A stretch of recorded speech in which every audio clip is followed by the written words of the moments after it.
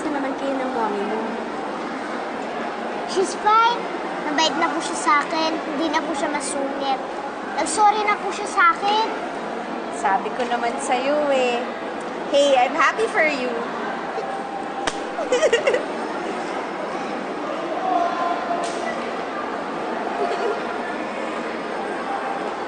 Kukunin ko na yung anak ko. Okay. Bye, Sydney.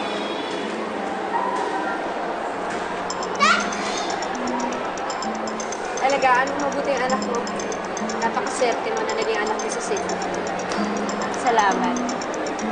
Pero sana next time, pag lumapit sa'yo si Sydney, lumayo ka na agad. Mag-disappear ka na sa buhay niya. Wala naman akong masamang intention sa anak. Bakit ba takot na takot kang makalapit siya sa akin? Emma naman, alam mo naman yung sagot eh, sa tanong mo. Ayoko sa'yo. Yun lang ang dahilan. Kaya lumayo ka na sa pamilya ko.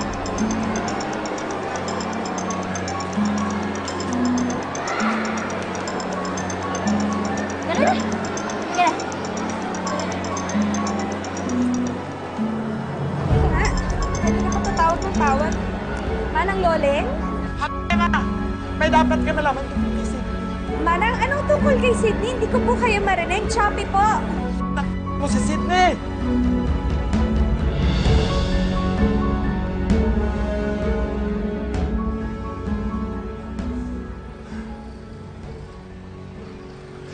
Hello, Salma.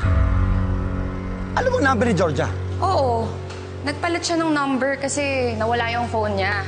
May bago siyang phone na gamit. Bakit? Anong problema? May kilala ba siyang Consuelo Domingo? Kaibigan daw siya ni Georgia eh. Consuelo Domingo? Wala kaming kaibigan ganun ng pangalan. At kilala ko lahat ng kaibigan ni Georgia.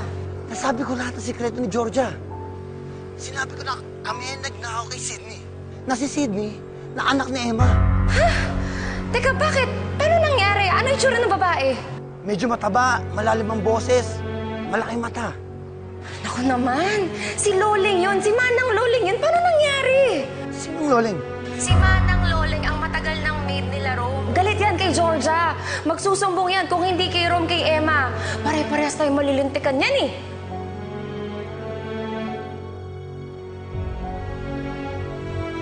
Ano sinasabi niya? Manang! Hello, Manang? Ano ho yun? Si Sydney ho? Ano? Ang sabi ko, Sydney! Manang, pasensya na ho kayo ha. Hindi ko ho talaga marinig. Choppy po kayo. Hinahanap niyo ho ba sa akin si Sydney? Manang, kung hinahanap niyo ho si Sydney, nandito ho sila ng daddy niya sa Terasa Mall. Naririnig niyo ho, Terasa Mall. Huwag ka na umalis yan! Puntahan kita sa teras! Antayin mo! Ano to?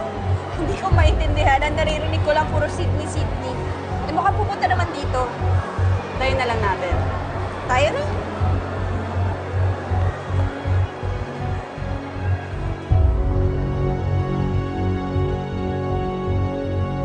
Ngayon ka parating ko lang!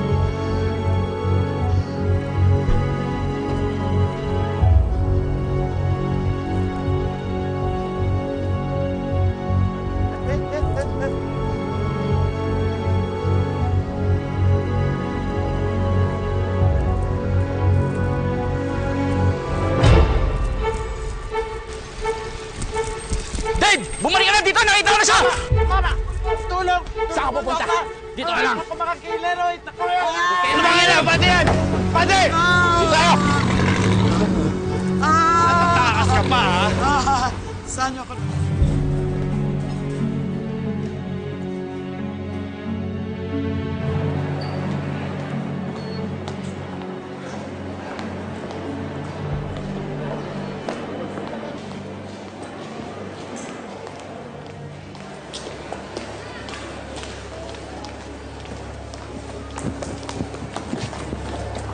Saan ka pupunta?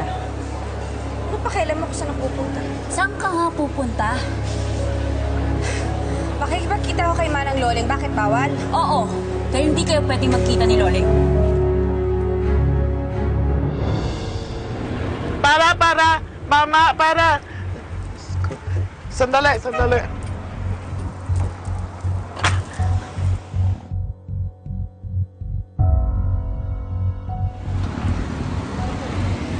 Nasaan kaya si Emma? Sana nandito pa. Emma. Sigilan mo nga ako. Ano ba? Dito, Hoy! anak! Mo ako hinahawakan, ha? Sinusumpong ka na naman ang kabaliwan mo. Uminom ka nga ng gamot.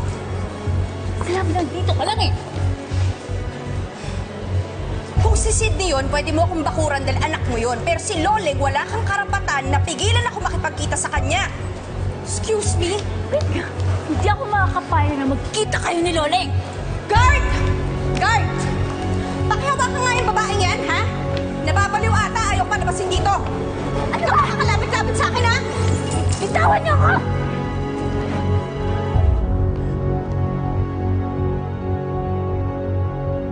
Emma! Emma? Huwag kang malis. Emma, bumalik ka dito!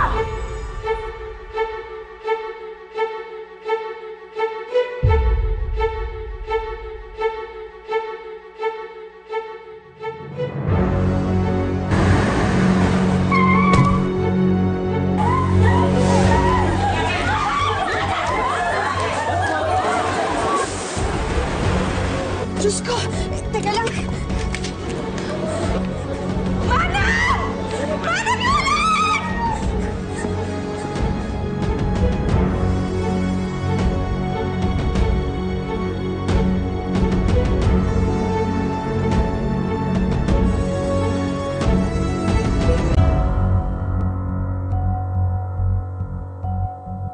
Manang! Manang, wag ko kayo magsalita. Dadaling ko kayo sa ospital. Tumawag kayo ng ambulansya, dali! Manang, tulungan niyo ako, dalian niyo, please! Tumawag kayo ng ambulansya! Tulungan niyo ako, dali! Tulungan niyo ako, tumawag kayo ng ambulansya! Parang awan niyo na! Manang, huwag ka na magsalita! Huwag ka na magsalita, Manang! Dadaling kita sa ospital! Dalian niyo!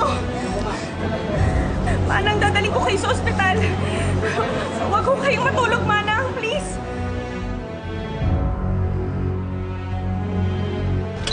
Okay, pare. Balikin na natin si Tanta para sigurado. Nandun na yung Emma. Tsaka may mga parak. Ah, ganun ba? Isuwi pa tayo dito.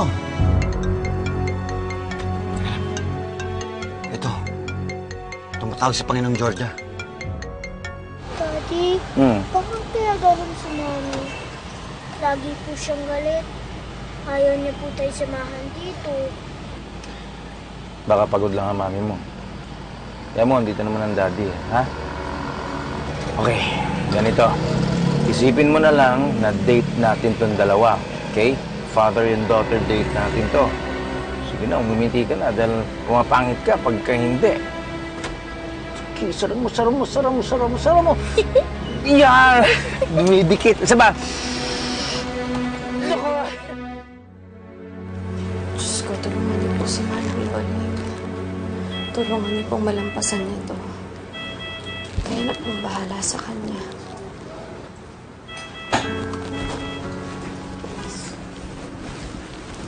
Sir, may balita na ho ba? May nakakita ho ba dun sa sasakyan na nakabundol kay Manang? Wala pa, ma'am. Kahit plate number ng sasakyan, walang nakakita. Pero huwag ko kayong mag-alala. Mag-iimbestiga pa rin ho kami. Gawin niyo ho lahat. Bigyan niyo naman ho ng hustisya yung nangyari kay Manang. Yes, ma'am. Salamat po.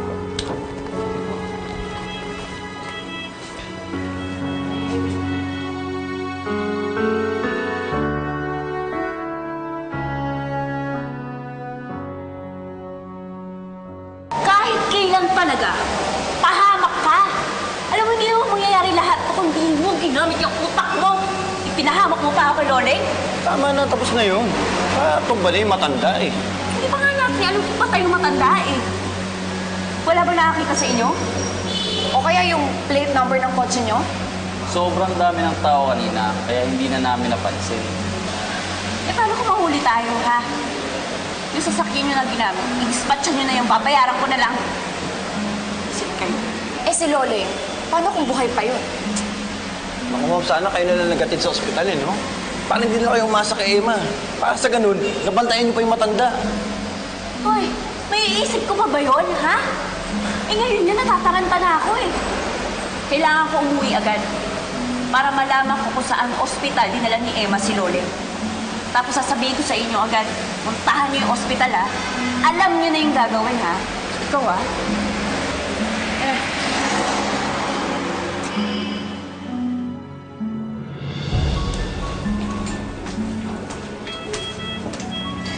Dok, anong lagay ng pasyente? Mukhang malakas ang pagbagsak niya at naapektuhan ng gusto ang ulo niya. Hinintay pa namin ang ibang test pero sa ngayon, malubha ang lagay ng pasyente.